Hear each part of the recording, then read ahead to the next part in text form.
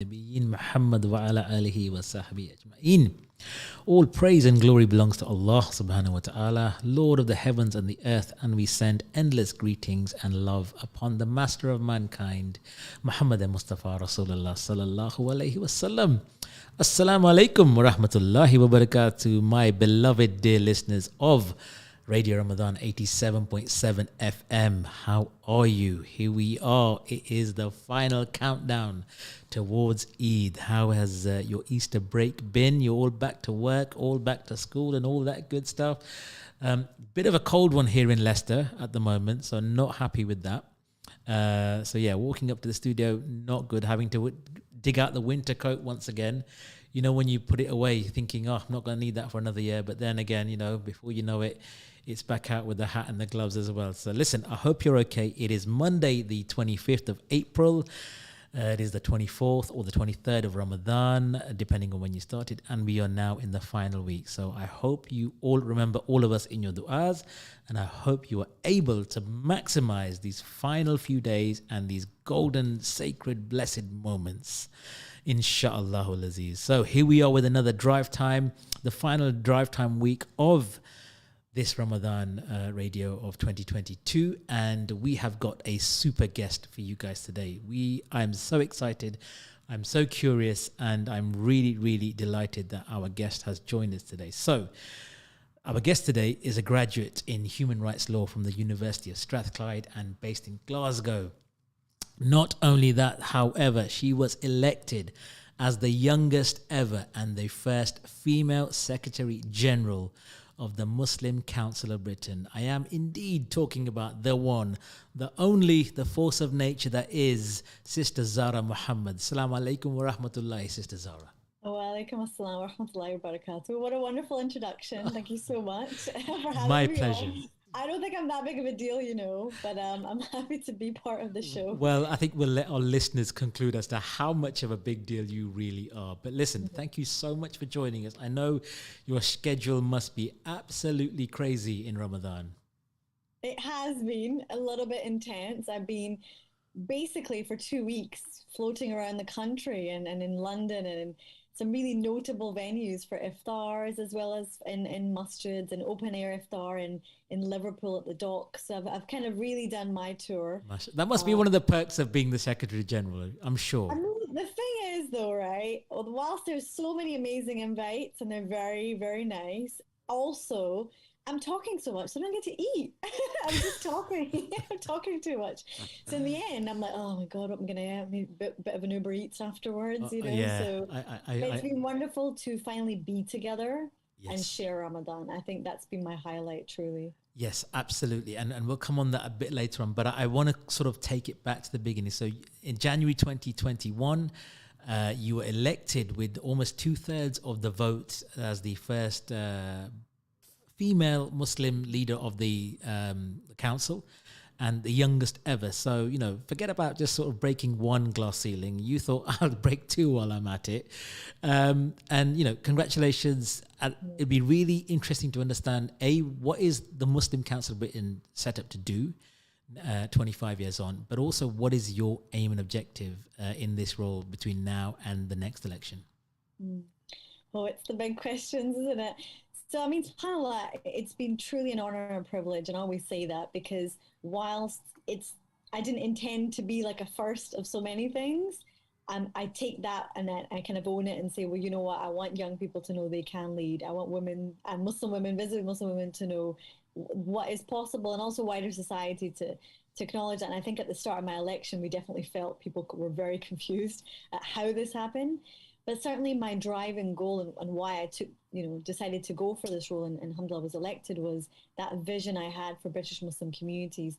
So the MCB, in short, is the largest and most diverse Muslim representative umbrella. So it's a unifying body. It brings together all the different parts of our communities, and in an idea of, you know, representation, being that strong voice when there's things and issues that we need to talk about. Media, unfortunately for me, I have to be that the face of those stories and that response. policy and advocacy, making sure that, whether it's nationality and borders bill, whether it's tackling Islamophobia, we're there, we're saying what needs to be said, we're lobbying, we're doing that piece of work. And then I think most importantly, it's about community building. As communities looking inward, we do have a lot of challenges, and we can maybe talk about this a little bit later. But as I've been touring the country, which I have, and visiting Muslim communities, including Leicester, which was a really great trip and some really good food as well, which I should note and thank you all for thank you, Leicester, for hosting me so wonderfully, is that we have challenges, social mobility, deprivation, domestic abuse, prison population, whatever it is, we've got those. So as communities, we also need to do better. Mm-hmm. And part of my kind of agenda for change, diversity and inclusion was a big headline of that, which was, we need to, as institutions, reflect the diversity of our communities. We need to be accessible to our young people. 50% of British Muslims in this country are under the age of 25. Wow. That's a lot of young people. That is a lot. And that was a real driver for me, which was looking ahead and thinking, but do our young people feel part of our communities? Do they feel part, other than the prayer that they may go to on Fridays or the class they might attend to? It's becoming more and more challenging to be a young British Muslim. I went to school recently. I visited Manchester. It was a Muslim girls' school. And one of the young sisters put her hand up. I did a little speech, and she was only 8 years old. And she was, how do you deal with stress? And I thought, what's an 8-year-old asking you about stress? And the teacher told me afterwards that, a lot of these young girls are on the way to school and they get verbally abused because they're wearing a headscarf or, So being a young British Muslim today is hard work. And we've got a lot to do to help. So the MCB, in short, and my vision for it is that community strengthening organization, that policy and advocacy piece, that strong voice, and that the role that we can play on a national level is showing, I guess, the truth of Islam and Muslims, but also bringing wider society together. So, we've got that Visit My Mosque project, over 250 mosques open their doors. So the idea is we're part of society. We're here. We're not this other. And we've been showing that through the pandemic. But it's also not to classify us as just like, we do lots of good work and we're contributors. Mm-hmm. I'm third generation, we're part of it. We're everyday people. And I think people need to see that and they need to hear our stories. And I think it's our place to show that, inshallah. Absolutely. Definitely. And I mean, you're sort of halfway through your hopefully, not just your only term, but the first of many terms. And you won by such a convincing number. Were you at all surprised, by, I don't mean this in a negative way, and I don't want to add to the stereotypes, but were you slightly surprised at the level of people in your favor and actually becoming a British Muslim woman leading the council? I mean, yeah, I was certainly, I think obviously I had a tough contender. It was a hotly contested election. We had a live Islam Channel TV hustings, which has never happened before. I definitely felt like the new kid on the block to an extent, which was, not that many people knew me, but I obviously I was part of the leadership team and did have a track record. I think in the end, to have received so many votes, so much trust, and people, I think it was a testament to, the mosques, the imams, the communities, and the vision they had, and the appreciation that they knew we needed to change something. And it was a bit of a step change for us. And obviously the work that I had done, alhamdulillah, has shown that I was capable of doing that. I have led a national organization before, but I mean, with all of these things, I don't think I truly believed it until it happened, like everybody else. What was the reaction of your family and those closest to you?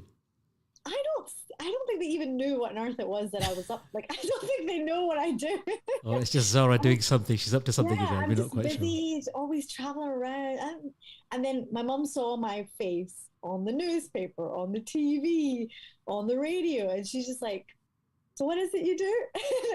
Why do I have to keep buying these newspapers? So they were immensely proud. Alhamdulillah, they were really, really proud, so supportive. They would drop me food off because they were worried I was me. It's the small stuff, but because I was doing 9 interviews a day, people were just in hysteria. It was crazy. I mean, I had my very famous Women's Hour interview as well. Yeah, so, old Emma Barnett. Yeah, so people were really, really obsessed to an extent as to how could this possibly happen? I was getting tokenized as a puppet. No one's really going to listen to her. There's all this kind of conjecture. But ultimately, look, I had a mandate. I am the Secretary General. I'm the boss. And yeah, majority men voted me in. Like, get with it. This is happening. This has happened. That is really frustrating, as you mentioned, that sort of that attitude on tokenism, because me, along with many other Muslim brown, professionals, we always are questioning, am I here on merit or am I here to make up the numbers? And I suppose for you, especially, that must have felt magnified being the leader of the Muslim Council of Britain, because there is this perception in mainstream media and mainstream society of how we as Muslim men treat our women, our sisters, and this, that, and the other. So, for me, just reading about what you've done, I think it seems like a genuine opportunity for Muslim female voices to be heard. Absolutely. I think so. I think, for a long time, and last year marked the 20-year anniversary of 9/11. So for 20 years, we've really been under a very dark cloud. And it's been a very certain kind of narrative around who Muslims are, narrative on Muslim women, who they could and couldn't be, and what they could do. And it didn't reflect the reality at all. I mean, one of my strongest supporters is my father, and the people around me, are really massive. My colleagues, my team, they're men, they support me. The imams and the uncles I was talking to are like, yeah, this is what we want to see. We're so proud of you. We're happy for you to represent us. And I think it was about shattering the glass on those narratives. And for Muslim women, and I always say this, I say, there's so many of you ladies, you're already my heroes. I'm sure some of our listeners, you're already my hero. You're my mentor. You've done all this hard work for decades. I'm the new person. But with the responsibility that I have, certainly I will make sure that I will continue to amplify that Muslim women, we're here. We do diverse things. We look different. Some of us wear a headscarf, some of us don't. Some of us are in business and industry and politics. We come with all of our differences and diversity, but we have to be respected, and we can't just be homogenized as this kind of little block when we want to leave our houses and whatever the picture is, Absolutely. And for me personally, as a father of a teenage daughter, I think it's great to have you, not necessarily sort of put you up on a pedestal, but have you as a role model, a strong female Muslim British role model for her to look towards and aspire to. And I think that's, for many young Muslim girls, that's going to be a first in many ways. So, again, but I just want to go back to your election, all the positive welcoming and people embracing what you stand for and represent. There must have inevitably been some sort of backlash. And how did you deal with that? Well, of course, it would not be a Muslim-related story if we didn't have some backlash. So we had there was a certain segment, I would say, of the media in particular, particularly right-wing media, that just was not very happy with the story. And I did have a couple of tough interviews, and most notably and viral was my Women's Hour. The Radio 4 session with Emma Barnett. Just tell us a little bit about that. Yes, I mean, look, I was really, really overwhelmed. My press office was overwhelmed.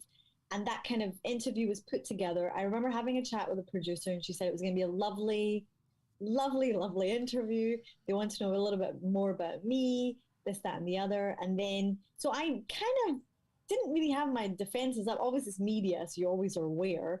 But it's Women's Hour. It seemed really friendly. So we go on. And then there was another story before mine that was really nice. Emma was really friendly. And then I came on, and the tone changed completely. The line of questioning, and it was questioning, became very hostile. And very quickly, I knew that this wasn't a story that was going to be friendly. I knew this was an interrogation. And I kind of, if you see the clip, you see my face, it kind of changes where I take a minute to think, oh, okay, so are we going that way with this? And it was just an awful interview. It was really awful. It was painful. It didn't really matter what I was going to say. There was just a line on things, and loaded questions. It was stereotyping and typecasting, and female imams and whatever else it was. And I kind of had to say to myself, okay, it's day 4. What do you want to do? Is this really going to be defining the rest of your tenure? No. And I said to myself, my mandate, the communities I represent, deserve more. so I'm not going to entertain it. And I just kind of did my best to navigate Absolutely. through. And as soon as that piece finished, then certain media outlets posted stories, certain commentators called me a puppet and a token and this and that. And so I got all of that, and and it was a good reminder to me that, look, ultimately there's always going to be that, and I've always got Yes. to have my wits about me. But it was certainly, like, for day 4, it was a lot. It was a lot to take on. Talk about a Yeah. baptism of fire. I mean, that's just, I suppose, whatever way you look at it. But I want to talk a bit more about the MCB and its objectives. And I think it's really, it's honourable. It's very noble objective that the organisation stands for.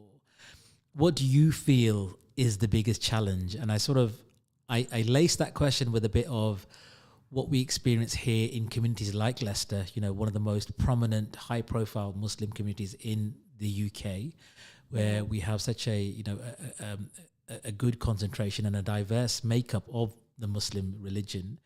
But we also have a lot of, not dispute, but we have people very staunch in what they believe around how Islam should be interpreted or practiced. I mean, Ramadan is a great example of when to start Ramadan, when to finish Ramadan. How does the MCB answer that question? Are we going into moon sighting? Not moon sighting, but what I'm saying is, where there is no consensus, what will the MCB do to bring about consensus? Yeah, I mean, look, this is the challenging nature of being an umbrella body when you represent so much diversity. So our first principle is you start on the common ground. You start where you can have a conversation. Yes. And most of our work is based around the common ground. But there will always be times where, on certain issues, international issues, domestic issues, political issues, you name it, community issues, Islamic issues, where people have different dials, that people have, a stronger sense of feeling in one direction or the other. And I've had to navigate that as a new Secretary General, particularly in certain very heated times where you kind of have to figure out, because you represent so many groups, you can't really be on one side or the other. You've got to kind of find this middle ground. And I always say it's always about, from a kind of leadership point of view, is being very clear on what you can and can't do, your role as an organization. And so I think the points of unity come where we can actually agree. Well, look, we can all agree to this place. We might not be able to go further than this place, but if we can agree here, then let's come together on that. Or our role as an organization is, we're a membership organization, so we're going to bring all of you together, but this affiliate is really good at this piece of work, so we're happy for you to lead it. You lead on that. And where there's scope for us to learn and work together. I mean, maybe a better example is, like, sometimes we've had some crisis situations. We had about 2 terror attacks last year. It was very, very difficult. And really important role that the MCB played was bringing those communities together and doing a bit of crisis communications and thinking about, okay, this has happened in Liverpool. This has happened in Southend. Okay, we know there's going to be a backlash on Muslim communities. How can we help? This is where our experience is. We know the national scene. This is how this is how we can support you. We can offer you how to deal with the media, or hate crime. For example, when these kinds of attacks happen, hate crime goes up, and Muslim women are the first to be attacked. And you'll see that is the trend always. So we'll say, well, why don't you work with local police? Why don't you work with local? Why don't we do an interfaith statement? What can we do to strengthen that feeling? Or cancel your madrasa classes this weekend because it's not safe. So we kind of help them through that process of, and for the first time ever during these 2 attacks, all of the mosques in those areas were working together with the MCB. So that was something that we all came together and thought, okay, we need to have a response. Okay. So COVID is an even better example, where you took people from all different aspects, whether it was mental health, charities, the health side of things, the bereavement, mosques all over the country, Ramadan at home. And MCB was leading that, bringing everybody together and taking the best of what we've got working and saying, okay, guys, can we come around the table? How can you help with this? How can you help with that? We'll get this done. So I think that's an incredible role that the MCB can play, both in times of crisis where it's really time sensitive, but also national pandemic where we needed that leadership. Absolutely. So do you feel that the MCB can become eventually a definitive single voice representative of all Muslims in the UK? Oh, I would. I don't know if I could ever say that, because I think our communities are diverse and wonderful as they are. you know, maybe that's not the goal per se. Maybe I think it's a good aspiration to have, that we Hmm. could be a strong, credible voice, which I believe we are, and we want to continue to represent as many. I mean, when I'm on the news, do they care if it's MCB or not? I know I represent Islam and British Muslims, right? But I know that for many people, like, they don't, not everybody wants to subscribe to an organization. Not everybody will come on board, and that's fine too. But what we're here to do is to serve in the widest way, on the biggest issues, on the things that affect all of us, irrespective of our theological differences or attitudes or politics. You know, when it comes to Islamophobia, nobody cares about your religiosity. Some Sure. people may not even be religious and they'll get Abs- discriminated against Yeah. in their job, you know. When it comes to employment opportunities, you know, social mobility, when it comes to you know, the stuff on the news, you know, I'm the one that's going to take the hit for the team. You know, I'm going to go and represent. And I know in that moment, they're going to say, it's just, she's only representing MCB. No, I'm representing all the Muslims, whether, you know, and I feel that pressure. So certainly I think we work on the common good. We do our best to be as connected as we can to our communities to reflect that. And and if we can't, you know, we seek guidance, we seek advice, and we do our best, and humbly say, Hmm. sorry if we don't quite get it right all the time, because ultimately, you know, we are human. Just on that point about you are the face and representation of British Muslims, do you feel the need to always be switched on? Oh yeah. And then how Oh do you my deal God. with that? Because it must be whilst being a great honor, it must be a bit of a millstone as well, surely. I mean, you know, I think definitely when I started the role, it was a tough adjustment to make because I didn't know how to sleep, you know, without thinking, oh my God, someone going to call me 4 in the morning. And, you know, I'm at my mum's house and we got a breaking story at 9 p.m. Zara, get ready, you need to go on the news, you know. Yeah. So weekends, bank holidays, Eid, like, you know, there is never really a moment where you're not switched on. Alhamdulillah, sometimes like Ramadan, sometimes you can just take that. Even Ramadan, I'm touring, I'm traveling. I in, feel in like, great you know, demand, yes. yeah, I'm in great demand. Coming to an iftar to you soon. Although, please, last 10 days, I said, leave me, please.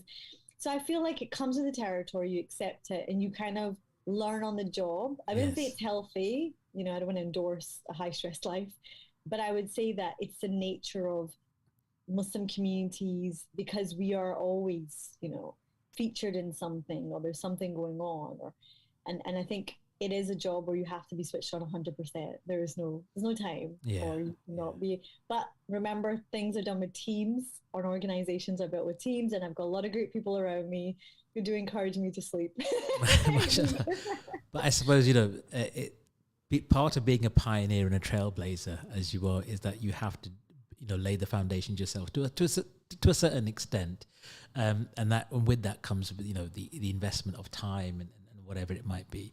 But we're getting some good questions coming in on the text. I want to just turn to the text messages for 1 second, Sister Zara. So, as the Secretary General, how are you or the council addressing the issues around disabilities in attending local mosques, or discussing stigmas around disability? So we had one of our guests last week was a disability advocate, Sister Aisha, and I'm guessing that's come from her or one of her friends. But we talked about maybe our communities need to do more to help make our disabled brothers and sisters feel more welcome or more Absolutely. included. Absolutely. No, wonderful question. I completely commend you on it. It's been actually a work stream of the MCB, which is inclusion of disability and access. So, our last online Our Mosque, Our Future conference, we did a huge panel on diversity and inclusion with one of our affiliates, Anna Huna. So, we're trying to also encourage more membership of disability represented Muslim groups in our Mhm. MCB membership, so we can really platform them and say, look, and in that conference, we highlighted, well, here's what you can do now, here's what you can do now as a mosque. These are simple things, you know, and it's everything from how people are treated when they come in. It's about accessibility. It's also about that judgment, you know, like checking our judgment.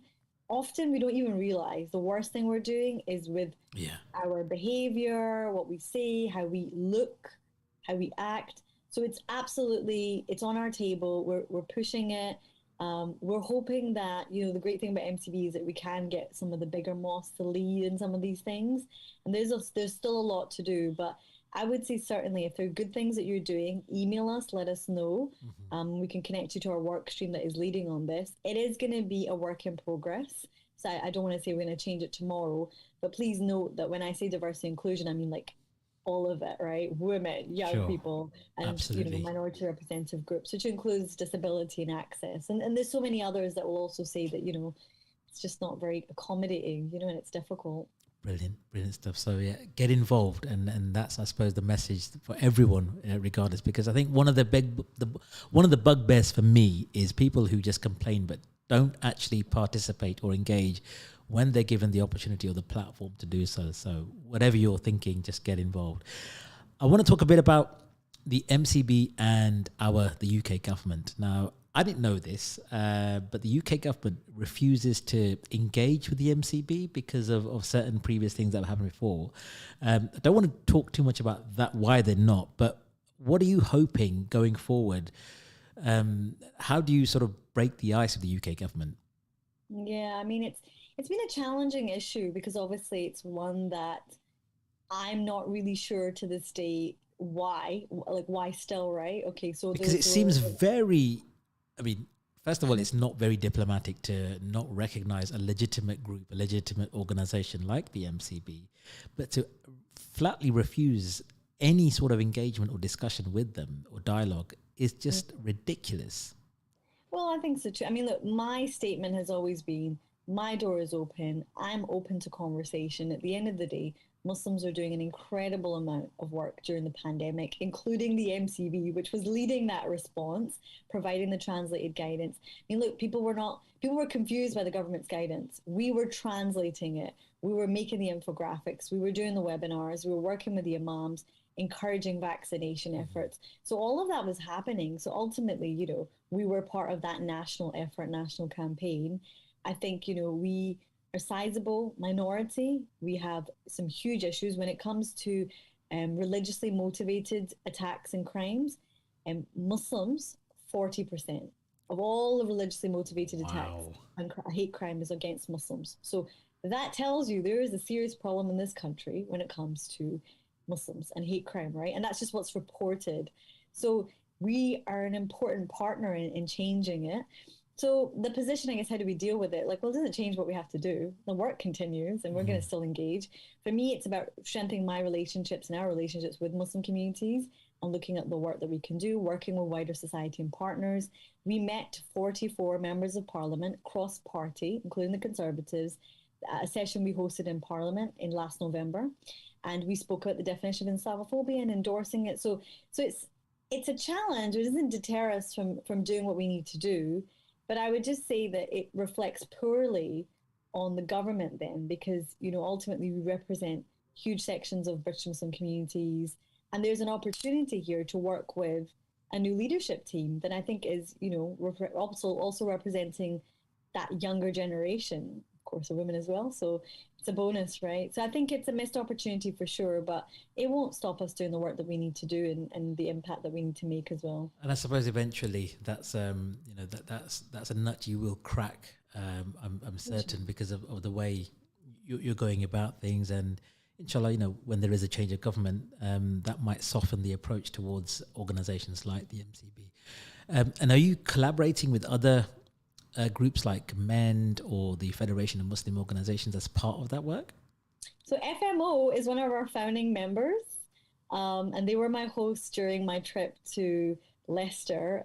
Tell us a bit about that, because you seem to be sort of rather blown away by the response and the reaction that you got. It was quite the state visit, if I might add. I received flowers. So I always insist wherever I go, I said, I want to meet the ladies. I want to dedicate. I mean, you've got an SG that's a woman.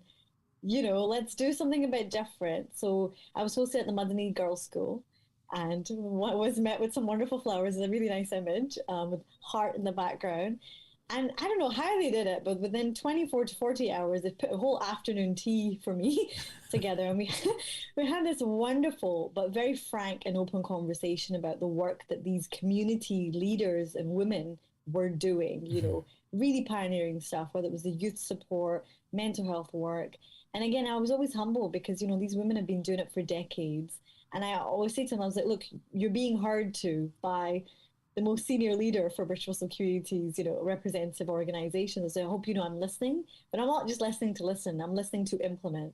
Thereafter, I was hosted in Al Falah Mosque, in which we had about 40, maybe more, of local community figures, community organizations, including men, politicians, counselors, scholars, academics, imams, and they all sat. And I was about 2.5 hour Q&A. And I think it was a really wonderful session of just, as we're doing now, finding out about us, but also me kind of relaying the challenge where I said, well, what are we doing about young people and inclusion? What are we doing about disability? What are we doing about women and access? So I think it was such an important moment because the pandemic has meant I haven't really been able to meet people. So this is like a really good first meeting, I hope. I hope I got a good report card after that. But also I think for me to meet, the community leaders that have been doing it, and I know we always give our community leaders some flack and stuff, but the work that you do in the community space is so hard, and you'll know that yourself, Irfhan, that it's challenging, it's a bit thankless, it's tough, and sometimes the burnout is real.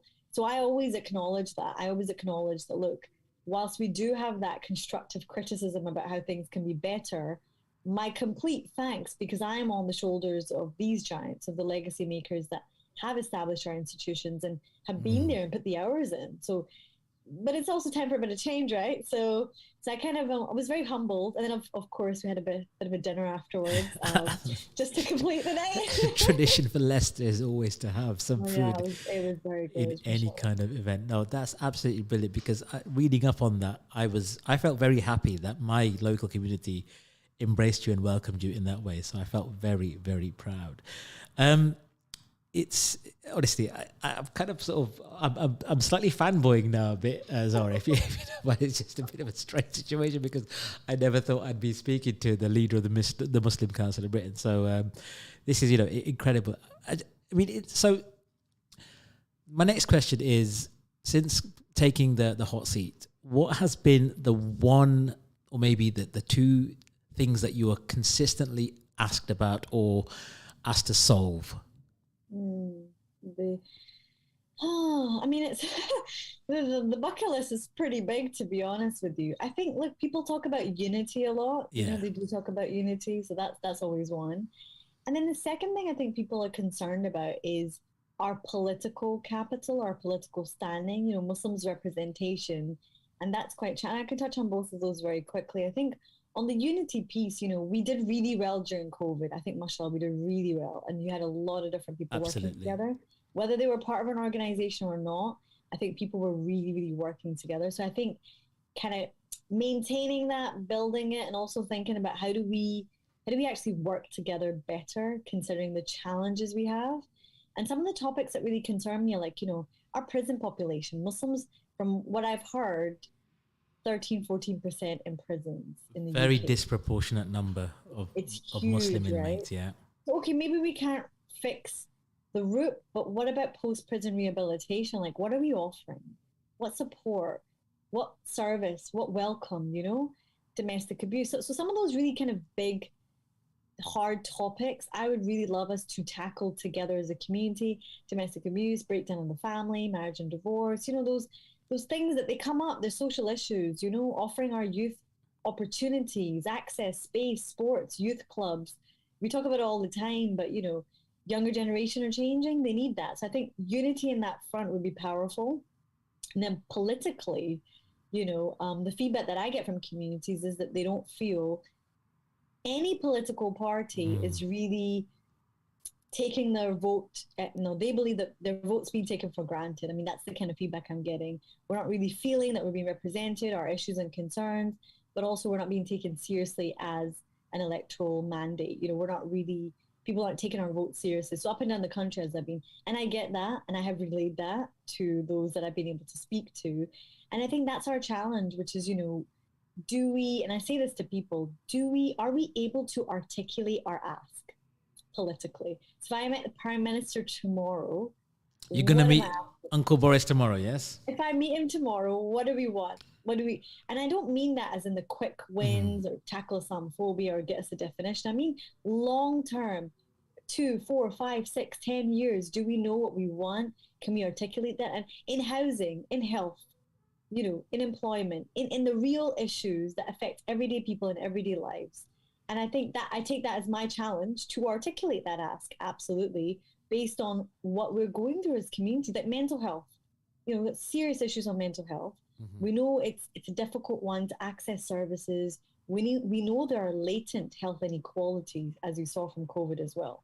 So the issues are there. Now we need to, what's our ask then? What do we want to change, And I think if we start thinking and approaching problems in that way, we'll be able to actually formulate, I guess, our manifesto for what we want, coming up for next general election. What do we want? What do we want to see? And it takes us out of just Islamophobia and terrorism. It takes us to broader politics. It takes us to everyday life in which, actually, I'd like to see better housing. And I don't want it just in the good areas. I want it where I live, here, because it's all deprived. And we've got refugee crisis. We've got still issues of hate crime. And some of us, myself, third generation, and we're still struggling to get a job. But we're well educated now. So there are things that I think need changing. And I think part of it is understanding the politics and political literacy in our community, So anyway, so that's the top line. Otherwise, it'll go on for days. Absolutely, I think you're right. We could, do a few hours on so many of the issues that are affecting us and we are affected by. So, in terms of you as a person, Zara, what's utopia in your sense, or what's the ultimate goal, or what is your dream objective fulfillment, if that even makes sense? Irfhan, all the hard questions. There's very deep philosophical things, Well, we try our best here on Ramadan Radio. No, it says. I mean, my mom, when I was I think a couple months after my election, my mom said to me, she goes, "So you've been there for a while now. So what have you changed?" It was like a profound, deep question. It hit me hard. And I was like, "Mom, what, she was, so what difference have you made? Like, what have you changed?" And I just thought to myself, "Oh my God." And it was only a couple months in, I was panicking. I was like, "Oh my God, what have I?" And it honestly, it sits with me a lot, because I do think it's a time-bound good. I have a tenure, I have a time limit to when I'm going to be in office. It's not going to stop my work ever, because community work and being of service is part of my purpose in life, for the sake of Allah. But ultimately, you're going to be here for a time. And so when I think about, I don't know if utopia is the right word, but when I think about what is the change I want to make, and I think about it from a long term and a short term, if there's nothing else, it's about leaving a legacy of leaders that will continue to do this work, the vision that I set out. But long term is genuinely seeing the opportunities for our young people coming through and feeling their confidence and their potential being untapped. Because I think about like this, if 50% of British Muslims here are young people, then that's a lot of young people that should have the sense that they can do anything they want. Because they're British, right? They've got the access, the opportunity. They don't have the cultural, whatever else it is. They've got the opportunity.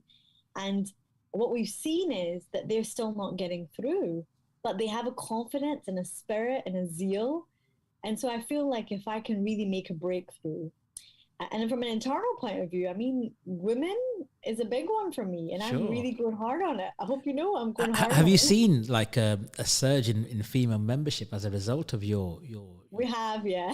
I mean, I wouldn't say it was a huge surge, but there's certainly been a lot of women's organizations that have reached out, and I've done loads of events. And even if they're not women's organizations, I've seen a change within organizations and mosques that want to do more for women, or are doing things for the women and want that confidence building piece. And I'm so amazed at the work that some of the sisters are already doing.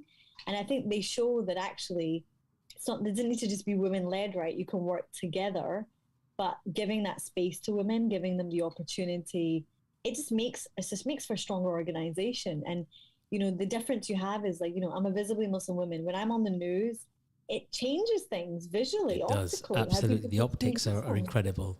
It really are so powerful. And a young person, they're even more flabbergasted as to what is happening. So yeah, I guess my utopia or my dream would be that number one, how people perceive Islam and Muslims is no longer that negative other alien. Number two, that we fix up internally. We sort our own houses out, and we make sure that everybody of our society, all of our communities have that sense of belonging, that access, that opportunity. And then thirdly is that our young people have the best shot, really, truly the best shot, because they absolutely deserve it. Okay, so we've got just under 5 minutes left, Zara. And like I said, we could probably go for hours, but just a comment that's come in on the text. More power to you, Zara. I had the pleasure of meeting you at Mudney High School in Leicester. Truly amazed by your wisdom and courage. An amazing leader for the Muslim community and something young girls can look up to. So there you go. You have made a change. You can go back to mum and say, look, mum, this is what I've done. Here's the feedback card, mum. Absolutely. That I just got. And I think you should take the Jesse parents. It doesn't work. Okay.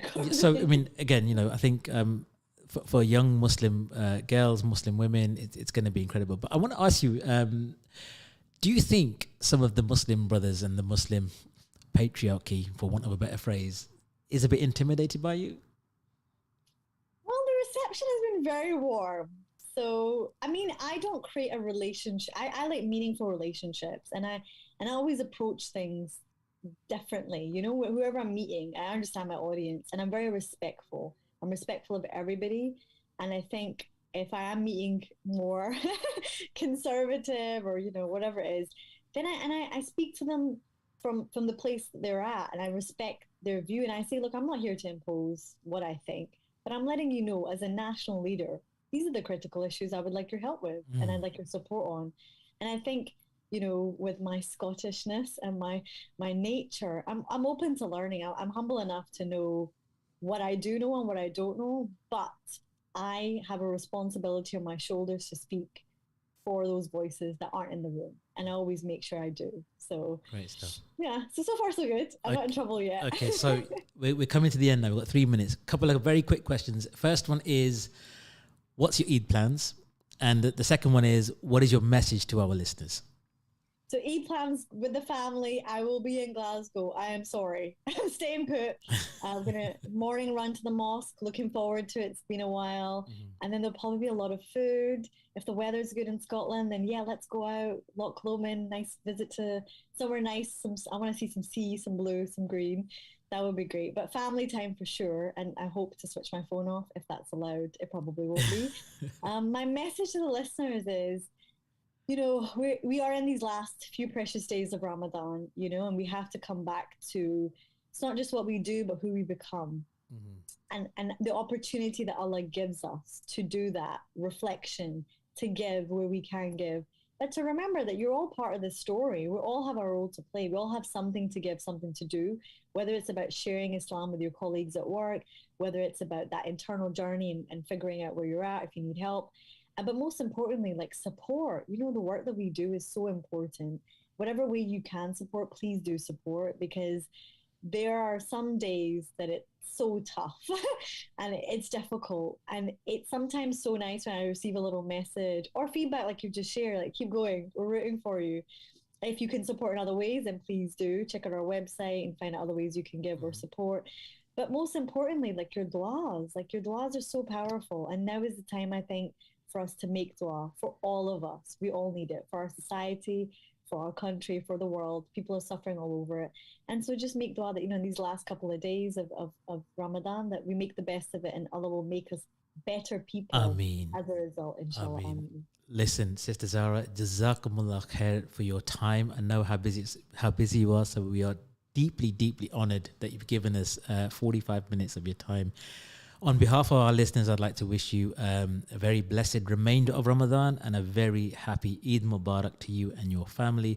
Please come and visit us again. Let us know where you're in Leicester, and please keep in touch.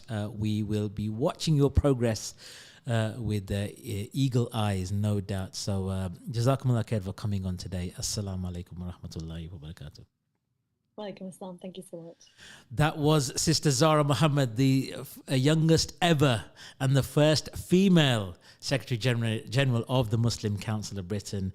Let us know what you thought of that interview, and make sure you listen again and share it amongst your network. An absolute coup for us here in Ramadan FM.